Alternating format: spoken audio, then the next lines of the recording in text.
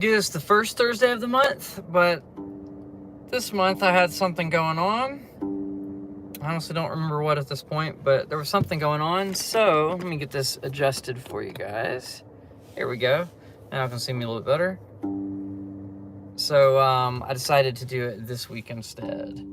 So I'm gonna tune up real quick and we'll just get into it. All right. So let me know in the chat how everybody's doing, where you're watching from. And if you're watching the playback, you can put that in the comment if you'd like to. And let me know what kind of bass ukulele or U-bass you have or are looking at. Because obviously if you're watching a video about U-basses, you're at least interested. Maybe you already own one, or maybe you have questions about certain ones. Just let me know. And almost in tune. This one doesn't seem to want to move as quickly as the other ones. And then I'll just jump in and play a little song for you. But like I said, if you have any questions, just say so in the chat. And you can let me know where you guys are from, or just whatever you're feeling like. All right, I'm gonna roll down the windows so that, well, two reasons. One, so I don't hit the window with the edge of the U-bass. And two, so I can turn off the car. All right.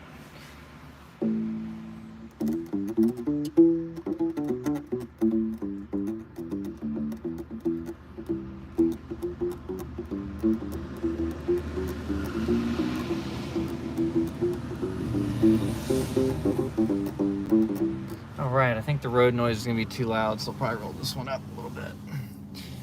Okay. So just let me know if you guys have any questions or what's going on. Hello, hello. How's it going? Better Call Saul. Cool. How are you doing? All right, so I guess first I'm just gonna do what I always do and play the theme song of the live. This is Green Tea on the orange U-bass, or red, I guess, this time.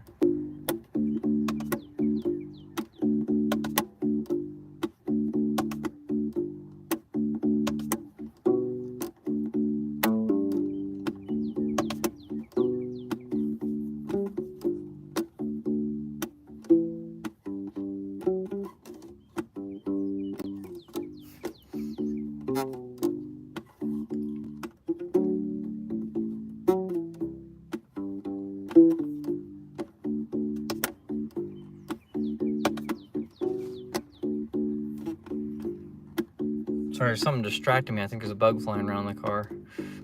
Here we go again.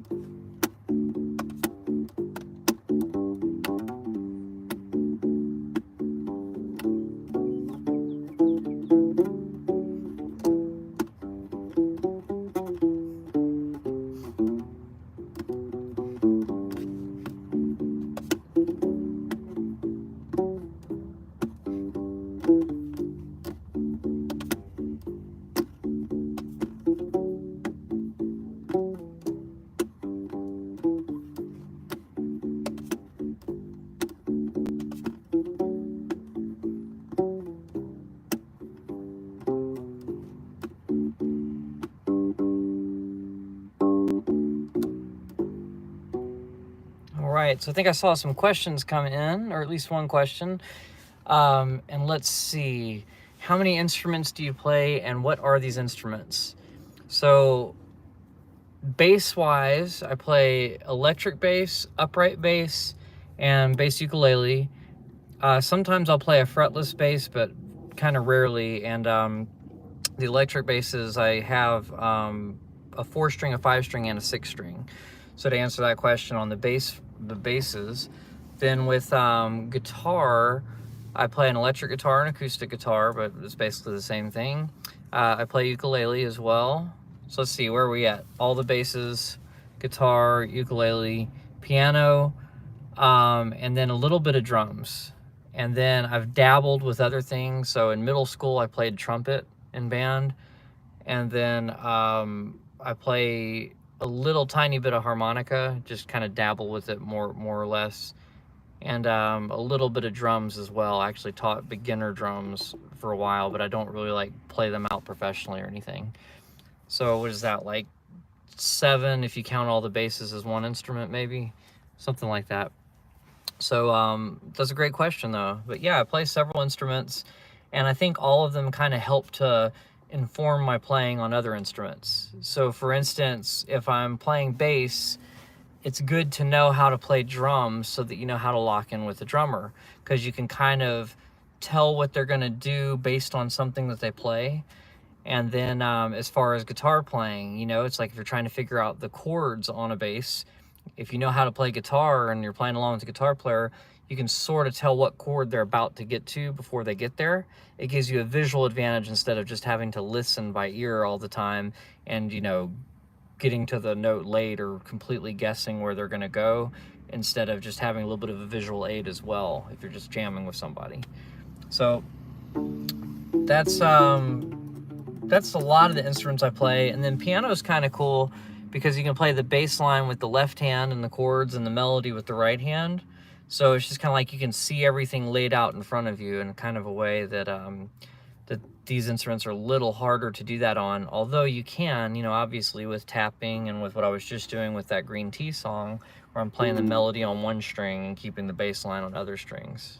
So, and I think I've like, on previous lives, I've dived into how I'm approaching the kind of chord melody things that I'm doing.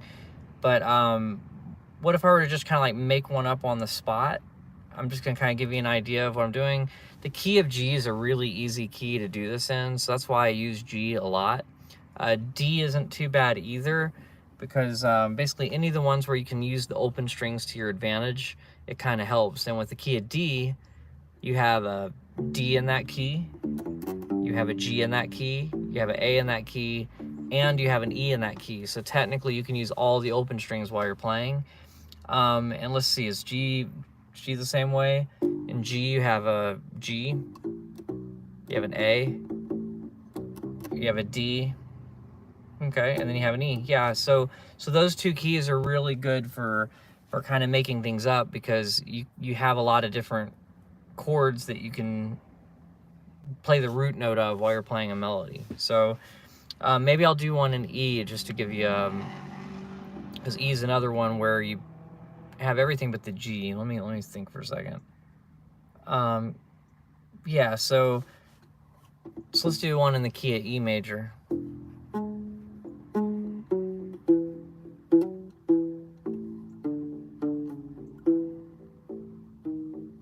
I've forgotten, I accidentally played a D note as well. It's not in the key. So let's try it again.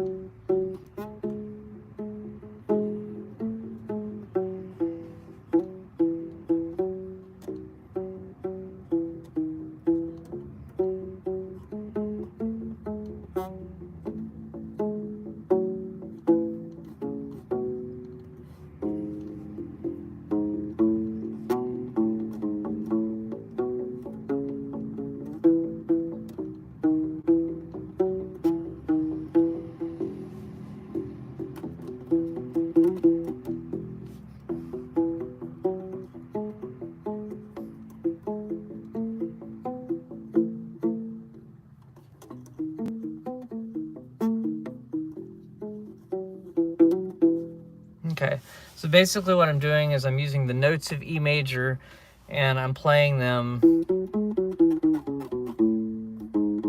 mostly on the G string, but occasionally on the D string as well to get a melody out of there. So if like I'm really up high up here, I might use both strings. And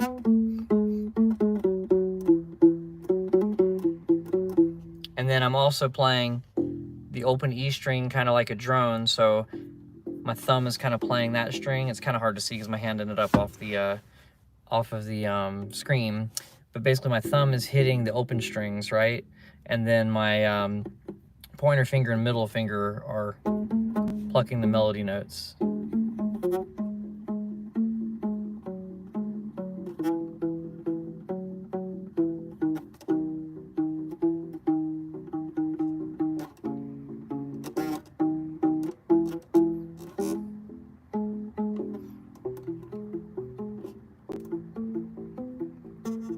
And then toward the end, I started just kind of filling out chord shapes in there.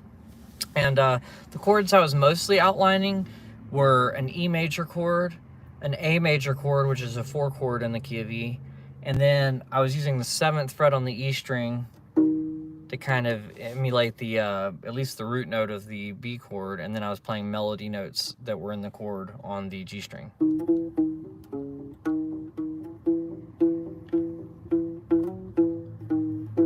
And then when I'd resolve it to an E, I could just hit an open E at the end. So that's outlining an E chord.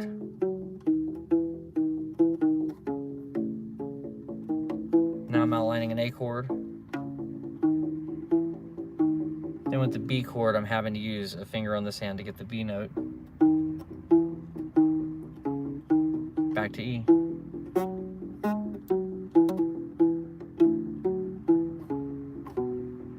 B. That's the A. And then occasionally, that would be doing the 6th chord. That's a C sharp minor, so I'm playing a C sharp on the E string. And then the 3rd of that chord is an E, so I'm playing an E on the G string. But yeah, that's kind of what I do when I come up with little melodies and little chordal things, is I kind of use the harmony basically by harmonizing the melody with my thumb on the other strings. Yeah. Okay, so now we've got a couple other things. Can you play something from Primus? Their songs are weird but groovy. Yeah, it's been a minute and it's kind of hard to do some of that stuff on here. Let me think of one that I can do on here.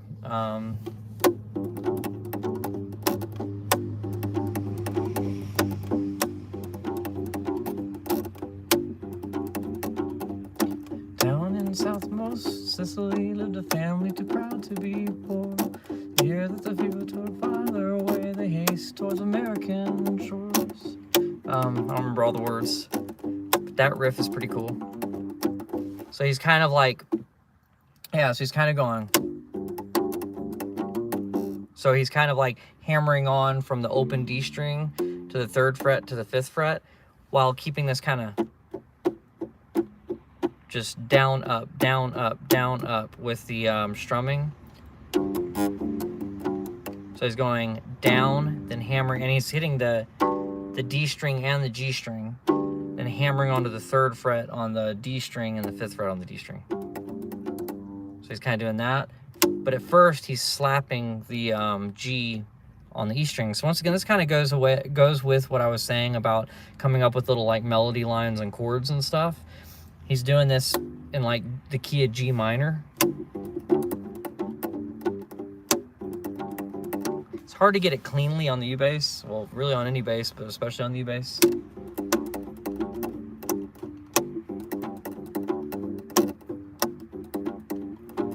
What's that? Forgot what it goes to.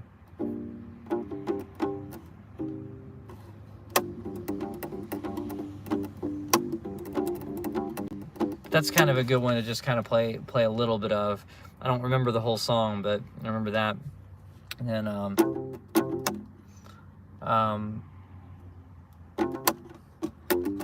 no, I can't even do that one anymore. Wow, can't do that one at all.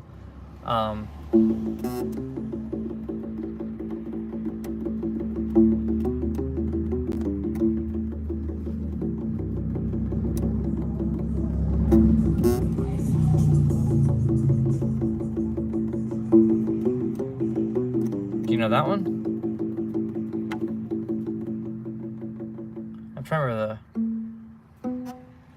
So my whole thing is like, I learn these and then I forget them really quickly. And it's sad that I can't retain a lot of them.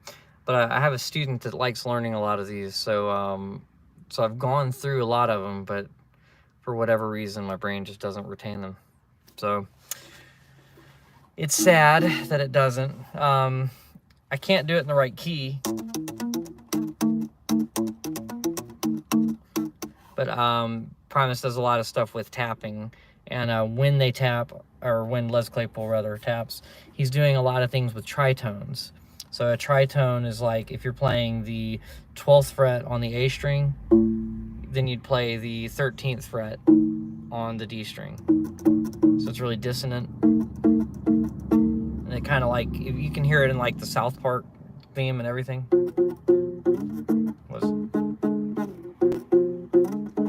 Just all those kinds of little things.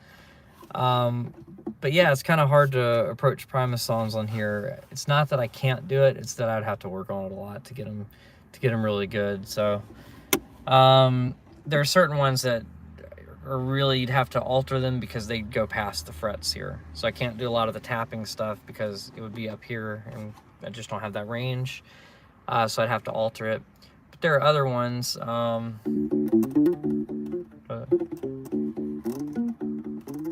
No, it does.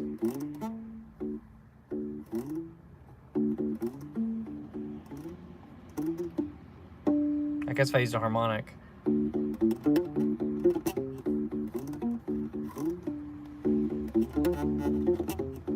You know, so there's just all sorts of little riffs. But yeah, Primus is a cool band to learn songs from, but they're a little crazy and all over the place. So good luck if you embark on learning some Primus stuff, but it is fun. At some point I knew Tommy the Cat, but I don't think I can do it on the U bass with the flat wound strings very, very well, and I think I don't even know if I remember that well. My brain, my muscle memory's not there anymore. So I could like BS it, but there's some cool stuff going on the E string that I'm not going to be doing if I do that.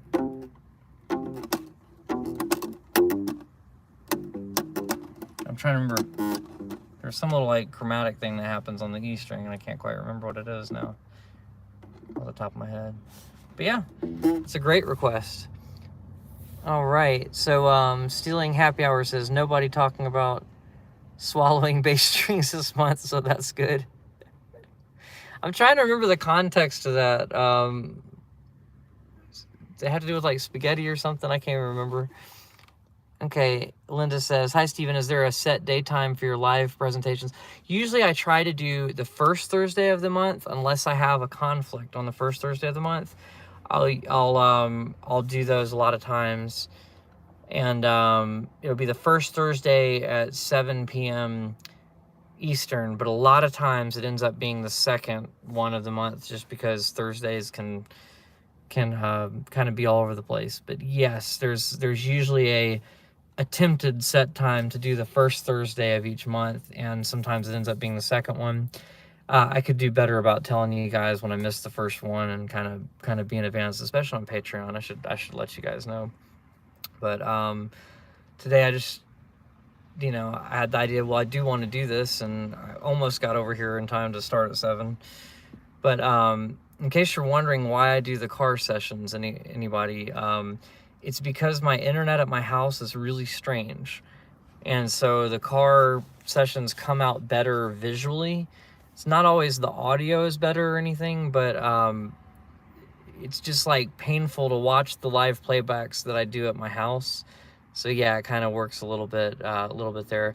But yeah, the Stealing Happy Hours, yes, that is the intention. The intention is to do it on the first Thursday of each month, and I could do better about like making a community post or something to let you guys know if I have a conflict. And this Thursday, the reason I kind of didn't let you guys know is there was going to be a rehearsal. I play at a church sometimes, not every Sunday, but some Sundays.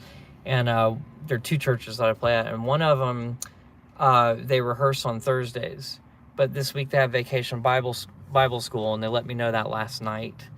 So, so I didn't know that I would actually have the time today to do that until now. So here we are. So anyway, as you noticed today, I decided not to use the exotic mahogany. So I'm playing the Journeyman today, and it doesn't project as well. So I'm not sure how it sounds on the live stream. Right, someone tried calling and it may have messed up the stream. Okay. Well, guys, I hope you can still see me, but for whatever reason, my side of things is frozen now. So I can no longer tell if this is working. So let me know in the chat. Am I frozen? Am I working? Because if it's not working, I may have to start this over again. It's a shame I can't put the phone on, I guess do not disturb mode might work. I'm not used to using the Apple. But let me know in the chat if it's working. Okay. Yep. All right. Hey guys. Okay. So, yeah, there was a little thing. Hopefully it's restored now. YouTube asked if I wanted to resume, which I didn't know they had the ability to do that. But they said the stream was interrupted and now it's back. Good. Okay. So good. It has the ability to right itself, but it took it a minute to give me the option, and then for whatever reason YouTube had to like restart. I didn't even close out of it, but it kind of messed up. So I'm glad it's working again. Thank y'all for letting me know that it's working, and I'm so grateful that I don't have to have like spread out 2 videos on this one just because of that. If it happens again, I apologize. I don't want to go into my settings and try to change things now that I've got it working though. So we'll just go with this. So anyway, I'm using the Journeyman, and it has the flat wound strings. They don't project as much as the round wounds on my exotic mahogany, but I'm curious as to how it sounds in the car over here. All right. This truck's going by are just getting too loud. All right. Can you hear everything pretty clearly with this bass? Okay. So the harmonics aren't as clear with the flat wounds, but you can still hear them a little bit. Okay, so we've gone through Primus. Let's see if there's anything else on here. Can I say something in a Russian language? No, I don't really know any Russian. I'm trying to learn Japanese right now and can barely say anything, even though I'm working on it. But no, I don't think I can do any Russian.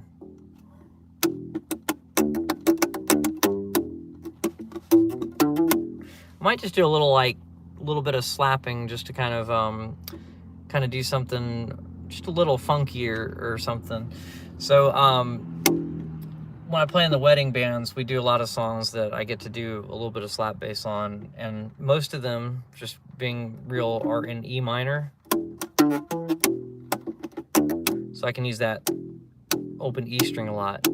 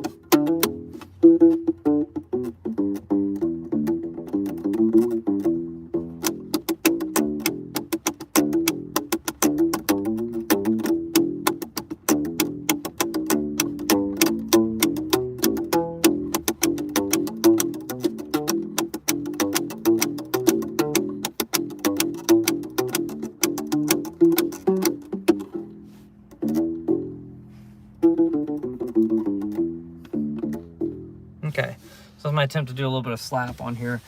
It's kind of warm in this car. That's why I keep rolling the window down and having the noise from the cars going by. But yeah, so what I was doing there mostly was filling in stuff with the open E and then doing some ghost notes. If you're not familiar with ghost notes, that's really just where you like mute the strings and get like that kind of percussive sound just from slapping a string that's not ringing out, that's muted with this hand. And then you can also pop notes like that. And if you do like slap, pop, you can kind of imitate a drum set that way. Yeah, it's a little rough. I had the car on for a while with the AC on, but it's just I'm afraid that the AC will also generate a lot of noise, and I'm not really sure which one generates more noise, the cars going by on the road or the AC. So I was assuming the cars were less, but when the trucks go by, you never know. But anyway, yeah, so when I do slap bass, I'm typically doing slaps, pops, ghosted notes, and kind of thinking with a 16th note pulse. So I'm not literally thinking 1E and a 2E and a 3E and a 4E and a, but my brain has that pulse going. You know.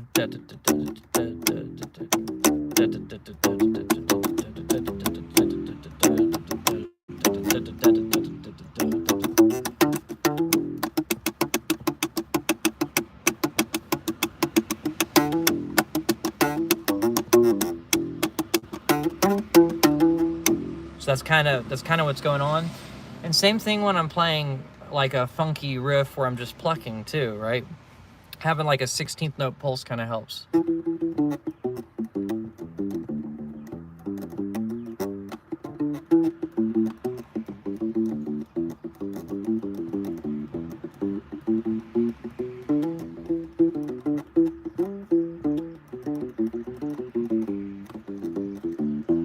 Yeah. So basically just kind of keeping that in my head, and then I'm kind of using ghost notes before a note. So like I might hit a ghosted note and then play a note. And that's just an example of overdoing it. So 1E and a 2E and so then you can kind of place them on different parts of the 16th notes. Like they don't always have to be like a ghost note before 1, because that would be kind of boring. A 1, so a 1E and a 2E and a 3E and a 4E and a 1E and a 2, a 3, a 4. Like they don't have to always be before the numbers. So sometimes I'll kind of do something where it's hard to describe it immediately, but I'm taking like groupings of 3 16th notes instead of groupings of 4 16th notes. So that'd be like 1E and a 2E and a 3E and a 4E and like that kind of thing. So I'll be going like 1E and a 2E and a 3E and a 4E and that kind of thing. And then I'll round it off at the end. So 1, a 2, a 3, so 1E and a 2E and a, let's see, 1E and a 2E and a 3E and a 4E and that might round it off at the end like that and at the end. So.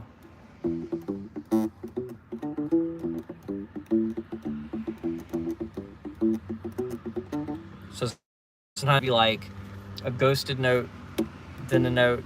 So 1E and a 2E and a 3E and, you know, so I'll just kind of like vary it up, whether I'm doing every other note, groupings of 3, or just rounding it off at the end.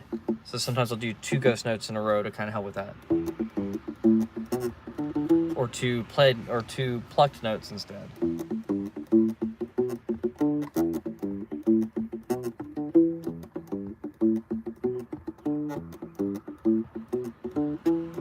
So that kind of stuff helps. But sometimes it's easy to feel the syncopations rather than to count them. But there's like a whole lot of different things going on. Okay. Let me read this one. Okay, so I have this situation like I'm good at writing all sorts of drum parts, bass parts, guitar parts, and even keyboard, but I can only play. Okay, so you can only play simpler stuff. So yeah, sometimes it's like, yeah, you can think these rhythms, but being able to think them in time is, and having the mechanics to play it is a totally different thing than just being able to like conceptualize them, right? So you might be able to write some really cool stuff, and then, you know, that's why a lot of people write really cool stuff and then hire other people to play it, right? So you can do that, but if you're trying to learn how to play the stuff that you write, and you're like, okay, I can write more complex stuff than I can play, then you just have to figure out where your limitations are, right? Is it the limitation in the speed on this hand? Because if that's the case, then, you know, if you're playing bass, then you may just want to like work on the technique stuff. So that's like with the bass course that I had the 1 finger per fret with this hand, while this hand is alternating index middle, index middle, index middle, index middle, index middle. So then you're developing that coordination, but also that speed, because Smoke on the Water doesn't take a lot of coordination and speed, right? And I know I'm playing it in the wrong key, but you get the idea. Like, that's not a lot of coordination. You could play that all with 1 finger if you wanted to. Really, on both hands. You could just use the 2 pointer fingers.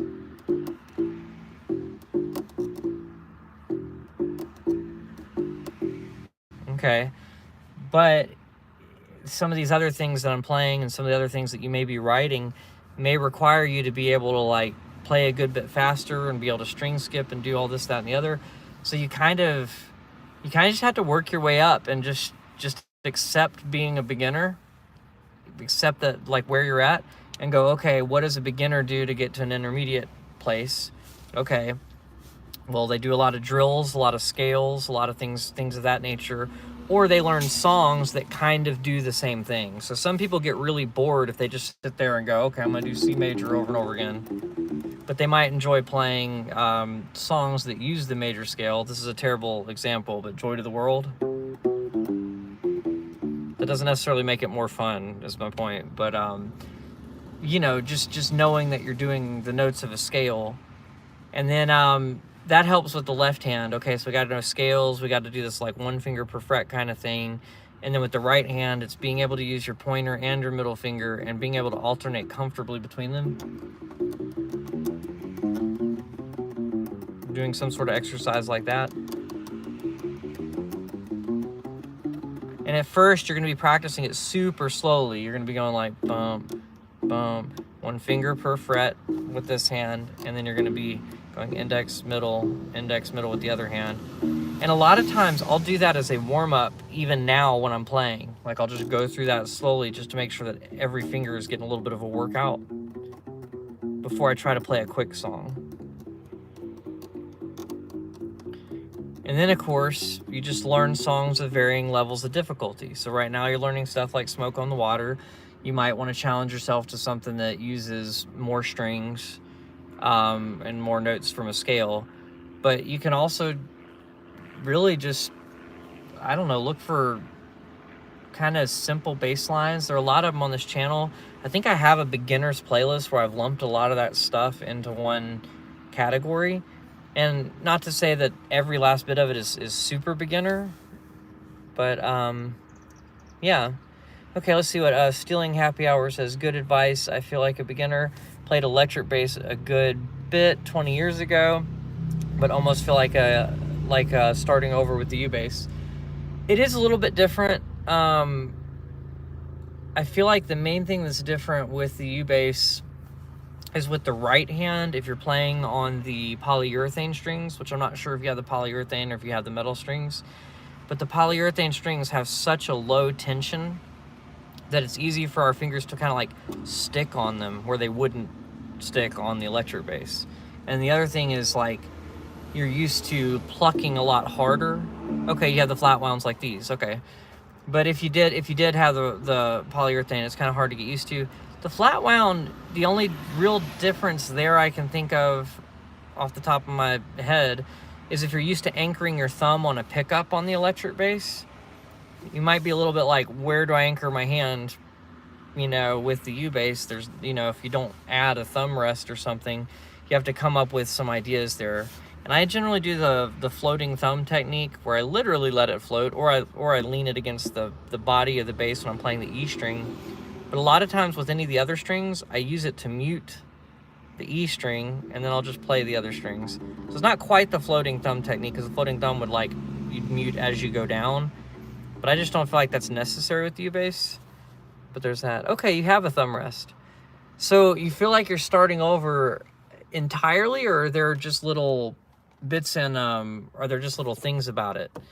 The left hand obviously is closer together, so it feels a little bit more like maybe like playing a guitar with how the frets are spaced, or like playing really high up on the neck with an electric bass.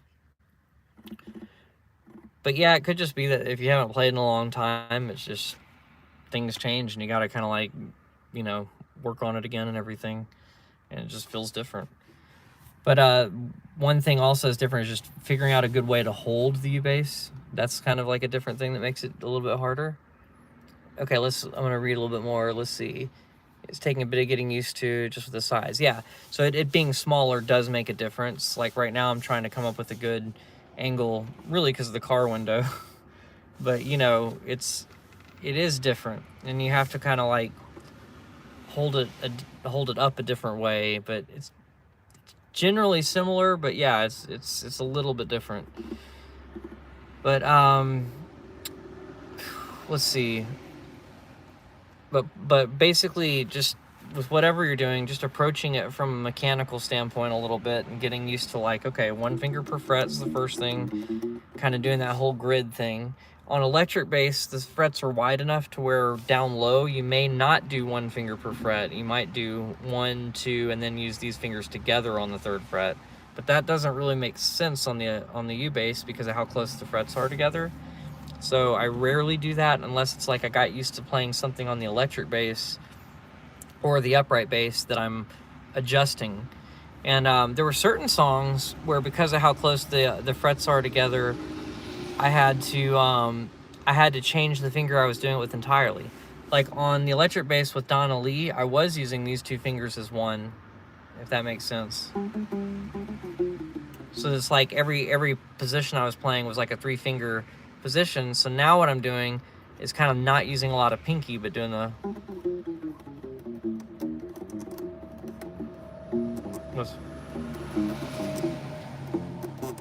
It's just hard at this angle to play.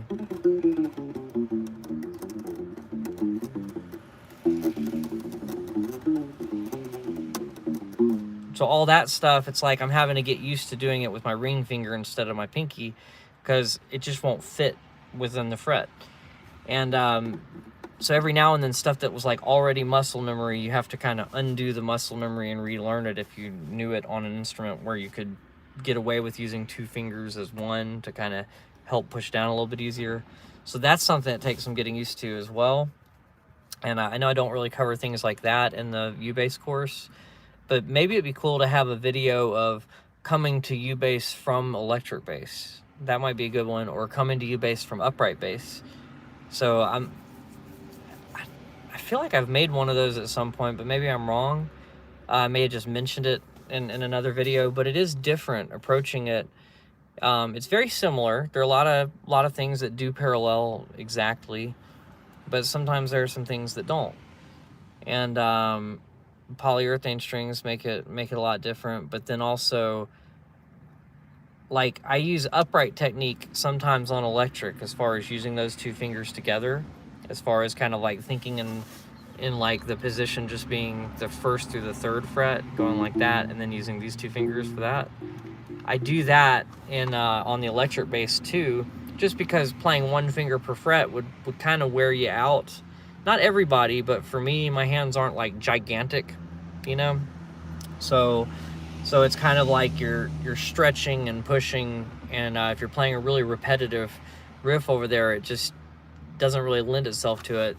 So sometimes I might even on the U-bass do that on occasion, just so that my ring finger has a little bit of an extra support from the pinky. So if you notice me doing that every now and then, just know that it's a different school of thought that I'm pulling from than the 1 finger per fret. But the 1 finger per fret, I think, will serve you better overall on the U-bass. So that exercise really helps.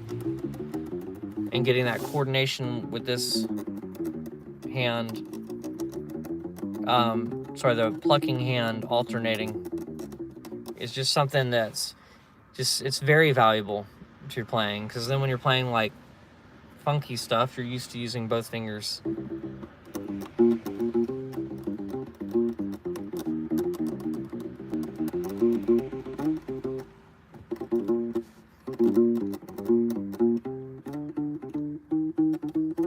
You know, so there's just a lot of different things you can do there. And then you can separate each hand out. So if you're having trouble doing the coordination, because basically it's just tough to go index, middle with the plucking hand while going index, middle, ring, pinky, or worse when you're going backwards. Pinky is lining up with your pointer finger plucking over here. Middle is lining up with your ring finger.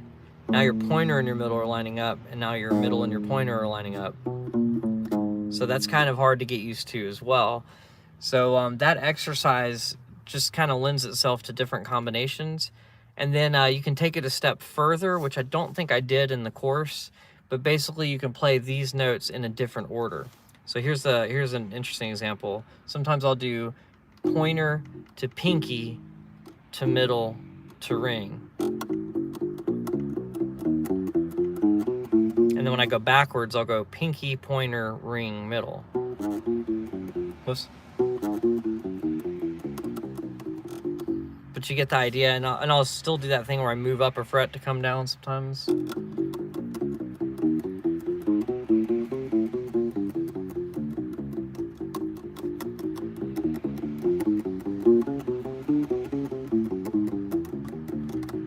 But that's a good finger twister, and you're still trying to not break the index middle on this hand.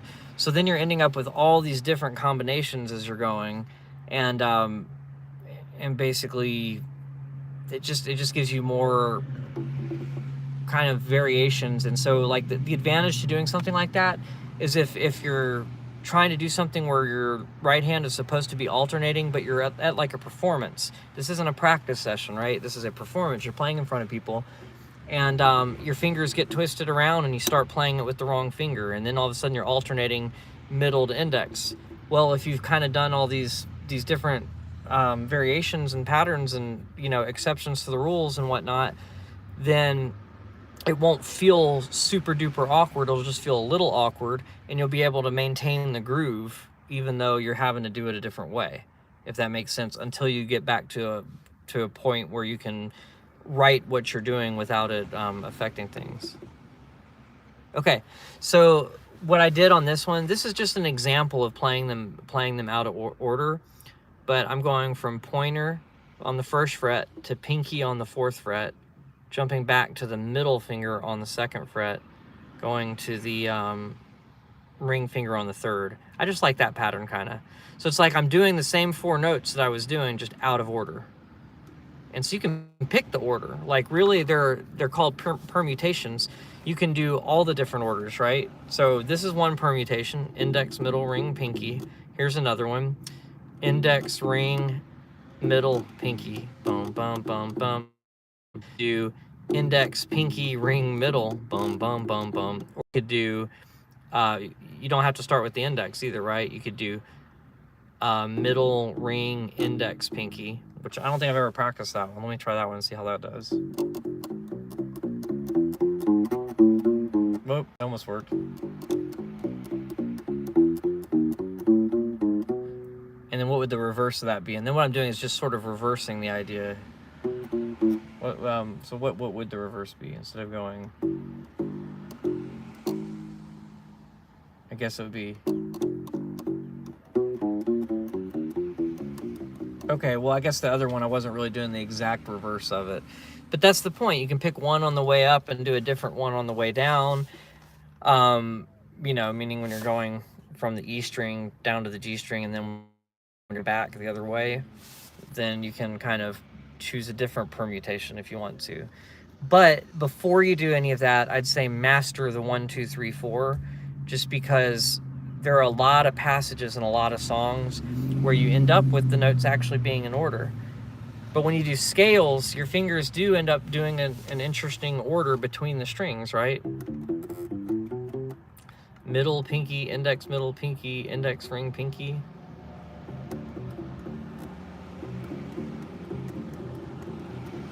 Yeah, it's kind of weird if you were to take all that and just do it on one string. It's very strange. And then when you're reversing, pinky, ring, index, pinky, middle, index, pinky, middle. So that's why I think doing the permutations kind of helps, is because when you do scales, you're kind of doing that. And then also, once you learn a scale, let's just say you're doing a C major scale,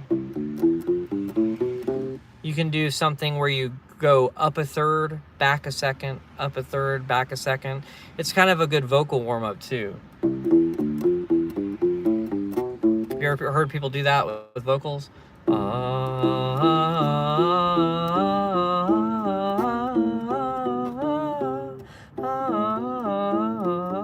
So you might hear people do that with vocal warm-ups, but you could do the same warm-ups on bass, and then you're ending up with a weird finger pattern that you're doing.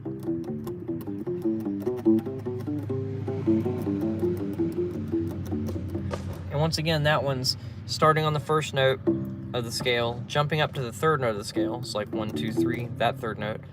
First note, third note, come back to the one we skipped over. Then go to the fourth note, come back to the one we skipped over. Go to the fifth note, come back to the fourth note. Go to the sixth note, come back to the fifth note. See the pattern, kind of? So it's just taking like a geometric pattern.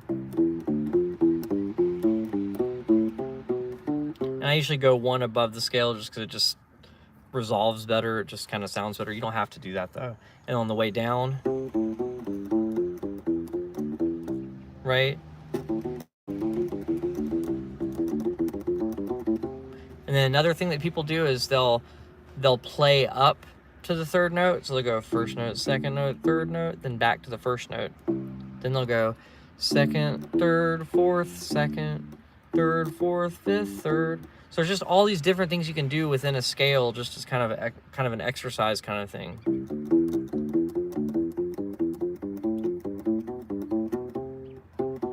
And then the same thing reverse. 8th, 7th, 6th, 8th note, and these are notes of the scale, not frets. So the 8th note of the scale, 7th note of the scale, 6th note of the scale, back to 8th. Then we go to the 7th, 6th, 5th, 7th, 6th, 5th, 4th, 6th. So that's another thing you can do.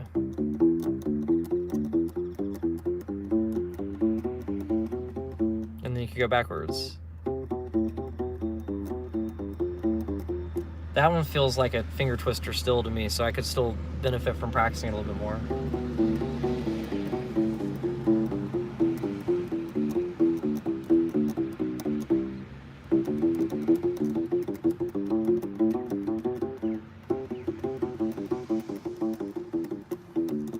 Yeah, it becomes a finger twister there.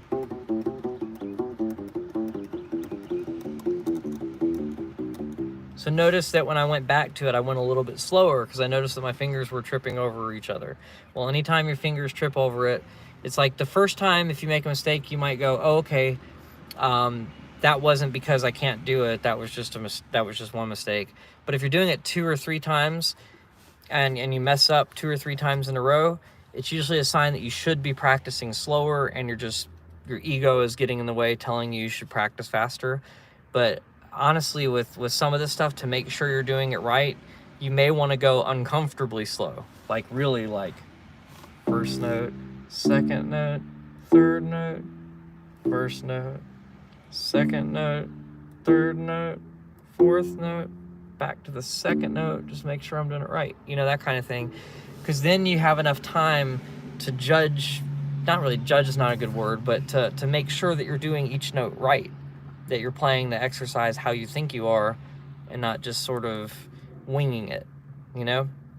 So there are a bunch of different exercises, and a lot of this stuff comes from other instruments too. So when I was asked earlier in this live stream, you know, how many different instruments do I play? I think those methods for those different instruments have helped me be a better bass player and a better U-bass player, because there are different methods for different instruments, right? So on piano and guitar, you'd probably run scales a lot. right? So, okay, so I run scales the same way. And then, okay, then they do the arpeggios. Okay, root, third, fifth, octave, octave, fifth, third, root. You run it backwards. And then you can do a minor one as well. Okay, and then there's a really cool Jocko exercise, and this may be jumping a little ahead on the theory, but he basically outlines different chords with their arpeggios. And it's the first one is like, if we do it in the key of C, it's a C major 7. And then he outlines a D minor 7, but does it in reverse. So instead of going, he does it in reverse. So he'd do this: C ascending, the D7 descending, then the E minor ascending, then we end up with a F major 7 descending.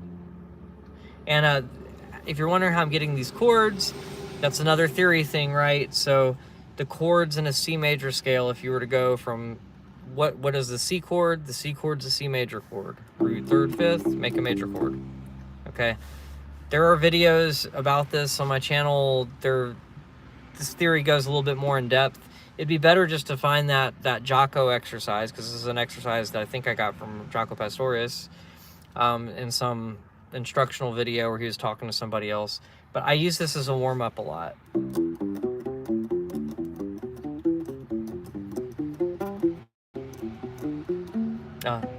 There's not enough.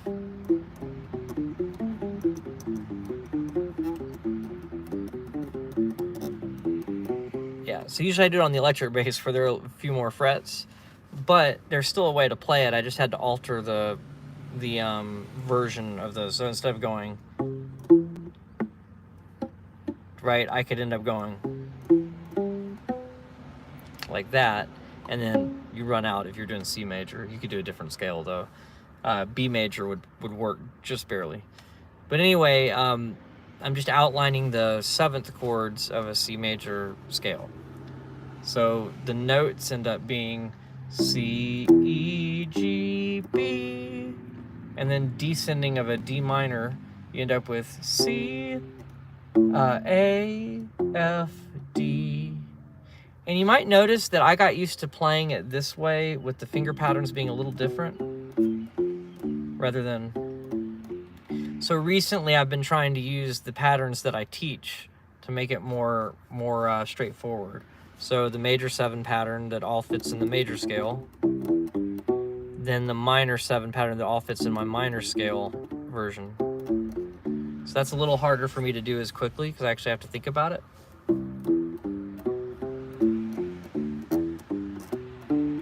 But I can still do it. This one won't work, so I have to do the other way.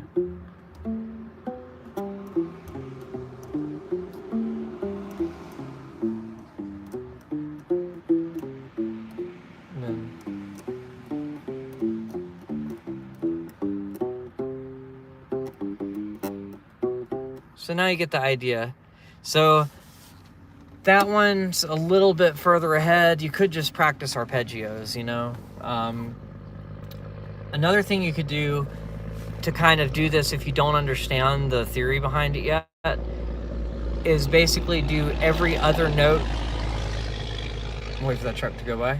But basically do every other note of the scale just in groupings of 3. So check this out. This is kind of confusing. I'm leaving out the last part of it. But first you just play a C major arpeggio. You just play the first note of the C major scale, the 3rd note of the C major scale, and the 5th note.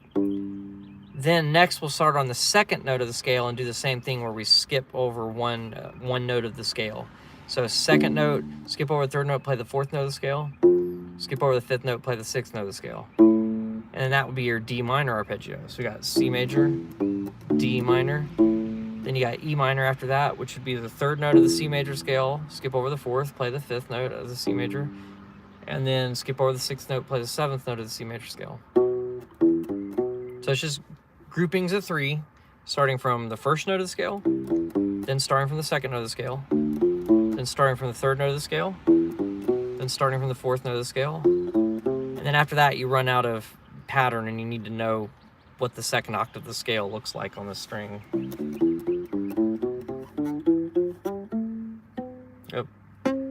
technically that's not really a fret there, but you know, you can push down really hard and play it anyway.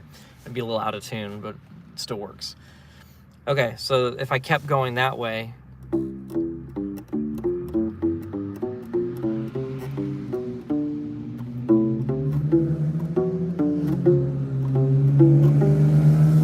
little bit harder once you get up to there. That's why I think it's easier to do it the other way, where you memorize, okay, what is the order that the chords appear in the key of C major. Oh, let's see. Yeah, and this will be up for playback. So if you have to leave, you can listen to a little bit more of it. Although this is really about the end of it, because I'm kind of getting carried away.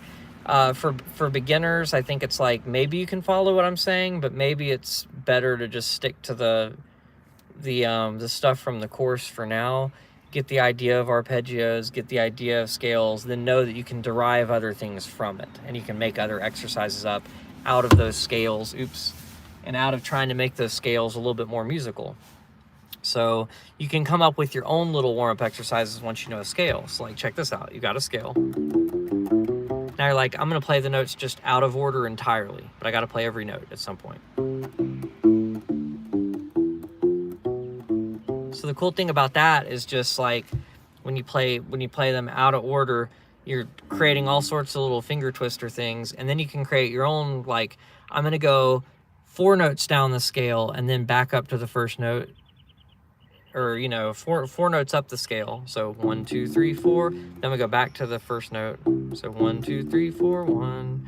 Then I'm gonna go to the second note, second, third, fourth, fifth, second. And just take a little like rule and apply it to the scale. And you might come up with some interesting things, like what if you go, okay, I'm gonna skip twice and come back, I don't know.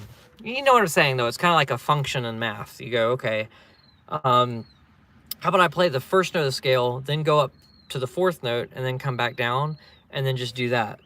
First note, 4th note, 3rd, 2nd, 1st, 2nd note, 5th note, 4th, 3rd, 2nd, 3rd, 6th, 5th, 4th, 3rd, 4th, 7th. You get the idea? So it's like you can kind of make up your own warm-ups like that, and then the idea is just whatever you pick, practice building up speed with it. And then the other thing is you can decide how much you want to alternate the right hand and how much you don't. But just being like aware, what's the other word? Being intentional. That's what I'm saying. Being intentional of what each part of the exercise is doing, you'll basically get better. So it doesn't have to just be a boring, like, I'm going to run this one scale until I want to beat my head against the side of the bass, you know? No, you can just kind of like take the ideas and apply it to other things. So if you're like, okay, I'm bored with the minor scale, why don't I try, you know, the major scale? And then of course there are all the modes and there's all the other things. But if you feel overwhelmed, it's easier to just pick one thing, play it until it makes entirely sense to you, and then go on to the next thing. So that's why the course works, right? So with the course, you focus on the mechanics first, right? So you're getting the mechanics down. Okay, and now I'm like, okay, I've got decent coordination with both hands. Maybe I can't do it that fast, but maybe I can go. And maybe that's fast enough to say I have decent mechanics over it. Okay, cool. Now I can go on to the next thing and come back to this later to build up speed, right? Okay, so then what's the next thing? Scales. Because you're still using one finger per fret. You're playing within a little box shape. It's just, maybe you're starting on your middle finger and going to your pinky instead of starting on your pointer finger. So the C major scale, middle finger, pinky, and on the next string, index, middle, pinky, and on the next string, index, ring, pinky. Okay, then you try your minor scale and you go, okay, I'm gonna do C minor scale. Well, that's gonna start on my pointer finger, so I'm using these 4. So I didn't use my middle finger at all. I'm just gonna demonstrate. Don't tuck your middle finger like I'm doing. I'm just letting you know I'm only using these 3 fingers. Just so you can see that. But yeah, and so then you've got the scales under your belt. So that's kind of why I went in this order, is like, I feel like it's almost like you're subtracting things, right? So at first you're playing every note in that position. Then you're chiseling it away to where it makes a scale. Then you're chiseling that away until you get an arpeggio. and you're getting these useful patterns that we can use to outline chords when we make bass lines in different songs. So it's like you start with everything and trying to get all the different combinations that can happen, so that when you get the whittled down versions that get used a lot, you already have the technique to be able to play it. Okay, so that was like a really long-winded thing, but hopefully it helps some of you guys out, and hopefully you have maybe a different perspective on how to approach learning that you can try out. And that's the cool thing about learning, is there are a million different ways to do it, and you can go in whatever order you want to. This is just a tried and true way that I think people do on a lot of different instruments. I've seen it on piano. On piano you play da da da da da da da da da, and you're playing all the notes within a position. Okay, then you learn how to play a scale, then you learn how to play an arpeggio, then you learn how to play them at the same time to make a chord. So it's kind of the same thing, and so you're learning the building blocks. And it's really a lot like learning a language too. Like I'm trying to learn Japanese, and it's like at first you're learning a bunch of different words and you don't really see the connections between them, right? And you're just like, okay. And then all of a sudden when you start stringing them together in sentences, you're like, oh, okay, I'm doing this kind of sentence where I'm, doing things in present tense versus future tense. And just kind of like, you kind of figure out how it all connects together after the fact. But you learn a lot of building blocks. You have to learn a lot of vocabulary before you can even make a sentence. It's kind of like you have to have the mechanics before you can really approach playing scales at a reasonable speed, And then why do we want to learn scales? Well, a lot of these bass lines walk up scales. They play notes, that are in chords, that are in scales. The bass players have at some point learned that just playing in a position for a little while, they might shift positions constantly, but like if you're playing a chord here, playing that all here instead of all in one string, this makes more sense. It doesn't use up as much energy. It's easier to get a smooth tone between the notes and just things like that. And then you do the other thing kind of as a challenge, because every now and then there's no way to play a certain type of line completely smoothly the whole time, so you have to alter what you're doing here and there to make it work. All right, so I feel like now I'm just rambling on. Was that helpful? Did anybody find that useful, or does anybody have any questions about any of the random ramblings that I had about kind of how to approach things at first? If not, I might, I guess, just play a little bit more and then call it for this month. So once again, I try to do this the first Thursday of the month, but a lot of times it ends up being the second Thursday. So if you don't see one on the first Thursday, it'll probably be the second Thursday, unless all of the Thursdays are kind of taken, in which case I might end up doing it on a random day like a Wednesday. It just depends on basically like which church I'm playing at. One of them rehearses on Thursday, one of them rehearses on Wednesday. So if I have two in a row at the same church and it's both on Thursday, then I might have to like swap things around. And then occasionally there are other things that happen on Thursdays too. So unfortunately I can't find a good day of the week to do it super consistently. But I try to do the first Thursday of the month, but generally speaking, look for a Thursday between the first and the second Thursday of the month at 7 p.m. Eastern time. So that's generally what I do. And I guess I'll just play it out. So the song that I usually play at the end of things is a lot like the one I play at the beginning of things. And sometimes I don't play it for a month, before doing one of these live streams.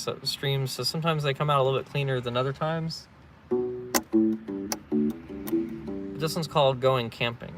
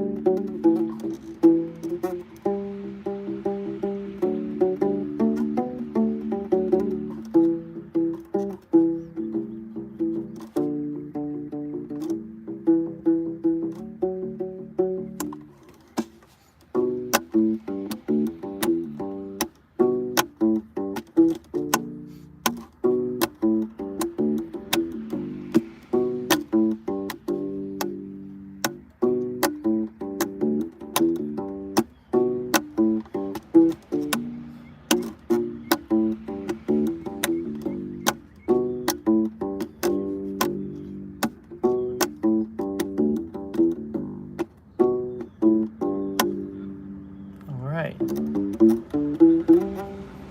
All right, guys. Thank y'all so much for tuning in. I hope y'all have enjoyed this little car sessions Ubase Live.